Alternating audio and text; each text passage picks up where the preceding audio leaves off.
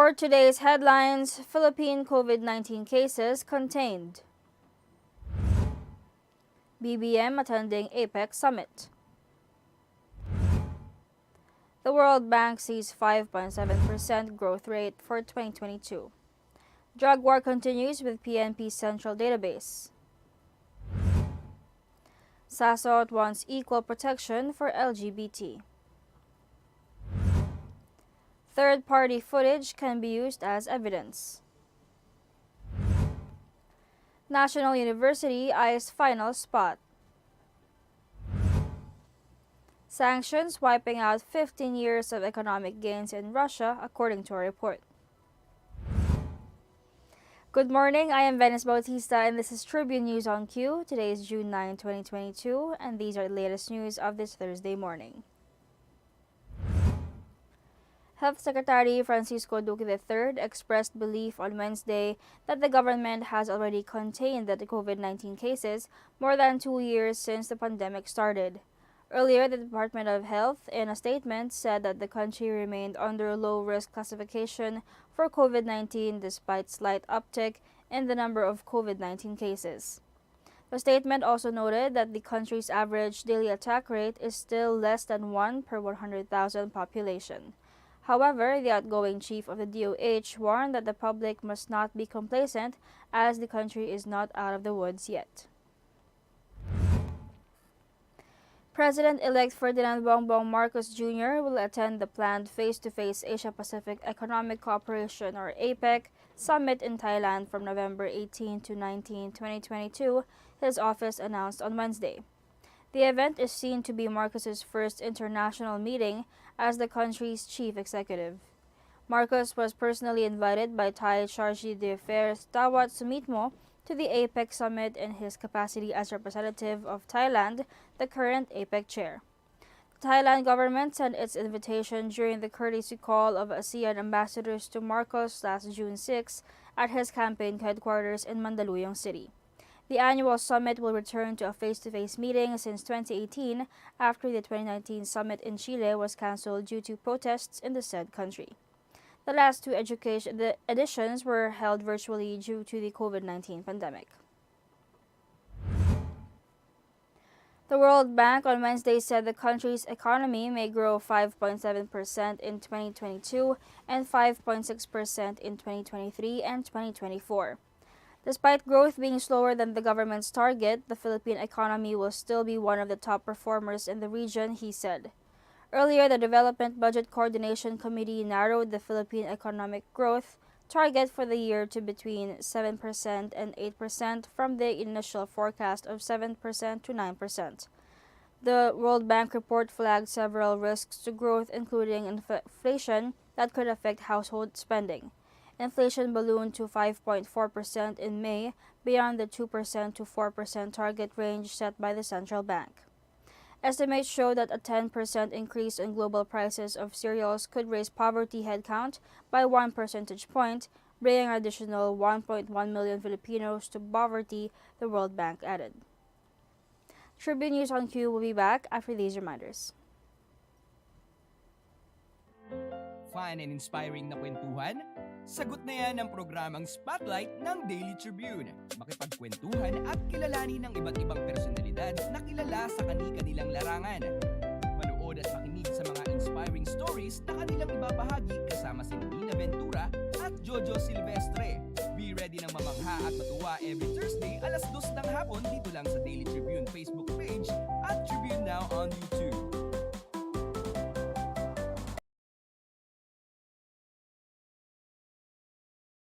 Mapalutong bahay man o sumptuous meal for special occasions, sagot na kayo ng tropang Kalanpag. Dahil atid sa inyo ng Daily Tribune ang fun and exciting cooking show na Kalanpag, manood at matuto kung paano lutuin ang mga favorite nyong recipes. Sabayan pa ng fun and inspiring na kwentuhan sa kusina. I-upgrade na rin natin ang mga nakasanayang traditional dish ng pamilya. Plus, healthy tipid tips na ibabahagi ng tropang Kalanpag. Matuto, mabusog at good vibes dito lang sa Kalanpag tuwing Lunes, 10:30 AM sa Daily Tribune Facebook page at Tribune Now on YouTube.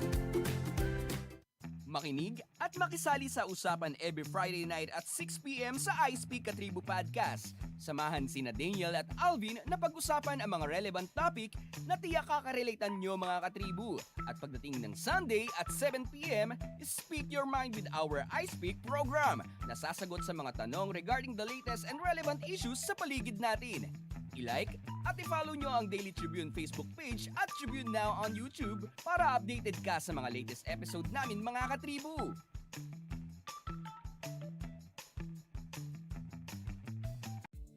Non-stop showbiz update ba ang hanap nyo? Sagot na yan ang aming Tribune Extra. Balitang entertainment at lifestyle, mapalocal man o international, meron kami niyan. Manood at makichika na kasama si Kim Sancha, Lunes hanggang Biyernes, alas 5 ng hapon sa Tribune News on Q at separate premiere nito ng alas 7:30 ng gabi. Mapapanood sa Daily Tribune Facebook page at Tribune Now on YouTube.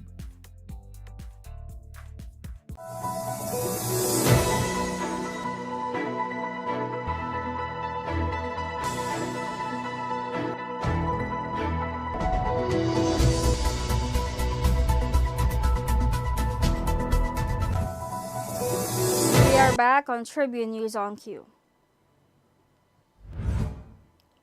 The Philippine National Police expects the illegal drugs problem in the country will be fully addressed in the administration of President-elect Ferdinand Bongbong Marcos Jr. with the implementation of a central drug database.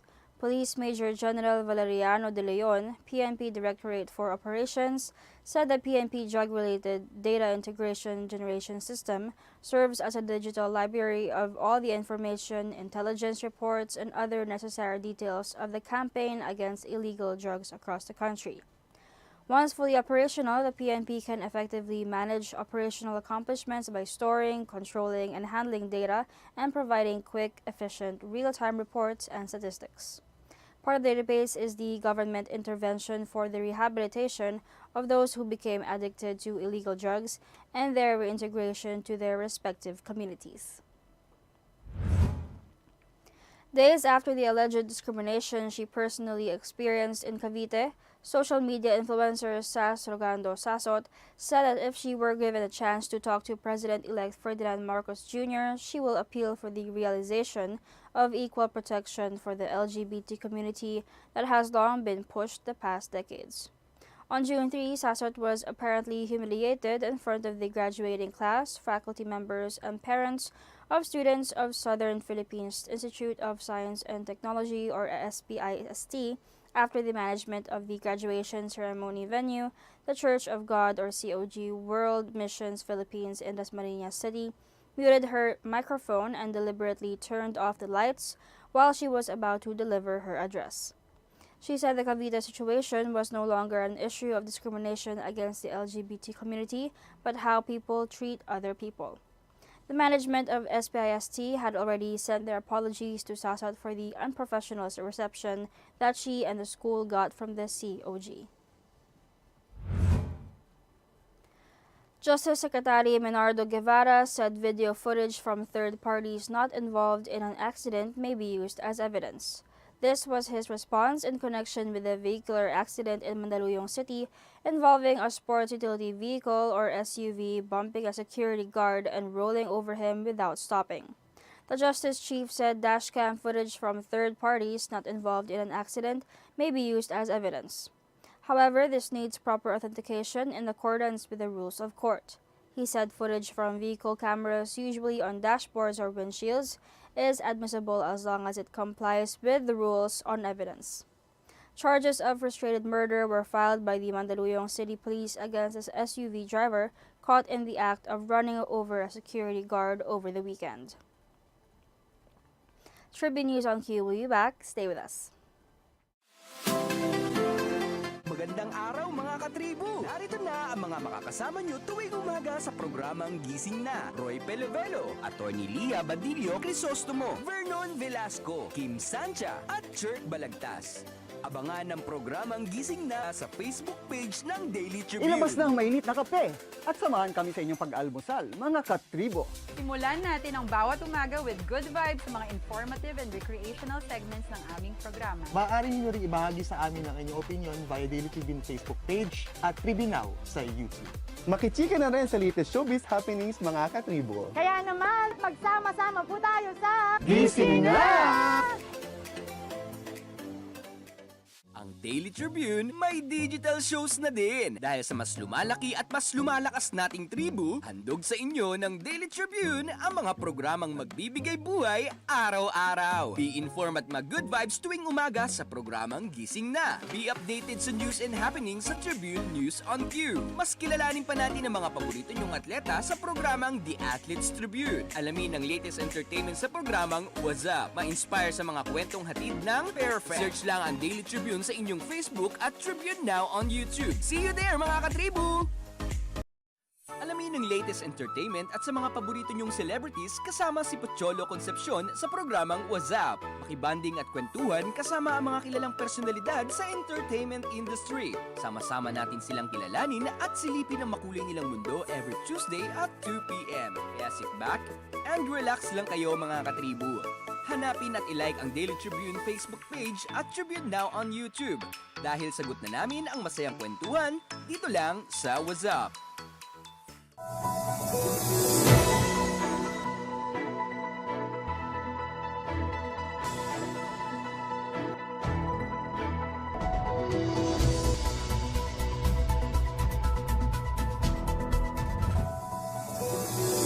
You are still watching Tribune News on Cue. National University goes for a sweep and an outright finals berth when it faces University of Santo Tomas at the close of the elimination round of the Season 84 University Athletic Association of the Philippines, or UAAP Women's Volleyball Tournament at the Mall of Asia Arena Thursday. Game is set at 4 p.m. with the Lady Bulldogs eyeing to become the fourth school in the Final Four era to complete a sweep. In other matches, struggling University of the East and Far Eastern University opened the quadruple header at 10 a.m., while De La Salle University and Adamson University clash at 12:30 p.m. Ateneo de Manila University and University of the Philippines lock horns in the 6:30 p.m. nightcap, an important battle that will complete the Final Four picture. In other news, thousands of migrants left southern Mexico on Monday night with the intention of heading sanctions imposed on Moscow over the invasion of Ukraine, are rolling back more than a decade of economic progress and 3 decades of integration with the West, according to an analysis Wednesday.